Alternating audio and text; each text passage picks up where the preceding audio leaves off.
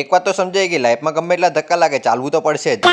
તો હવાર પડતા અમે 3 બંકા નીકળી ગયા ફરવા માટે. અને આ બાજુ નજર મારી તો ડ્રાઈવર વગરની ગાડી હતી આ તો. અને આ ગાડીને જોઈને એટલું ભોન તો પડી ગયું કે લાઈફમાં ગમે એટલા ધક્કા લાગે પણ જીવવું તો એકલાને જ પડશે. ઘર ભેગું થાને ભાઈ. ઓહો, આ બાજુ નજર મારી તો શ્લોક કી બારાત લખેલું હતું. તો શ્લોકને પૈણવાની તો હજી વાર આવવાની, બારાત ચોથી ની એકલી વિચારમાં પડ્યો હું તો. તમે વિચારતા છો કે આ શ્લોક કોણ હે, પણ મારો નાનો ભાઈ હળવિત્રો. એ બધું જવા દો, કોનું કોનું નામ શ્લોક એ જરા કોમેન્ટ કરી દેજો. પછી આવી ગયા આપણે ગેમિંગ પાર્લરમાં. આ ભાઈને વેબસાઇટ બનાવવાની હતી એટલે થોડું કોમ હતું એટલે એ કોમ કરતો હતો. અને હા, 1000 ફોલોવર હજી થયા નહીં હો, જલ્દી કરાવી દો. અને આ મકા તો આ ટેણ્યું તો ભક્કમ બોલાઈ રહ્યું હતું.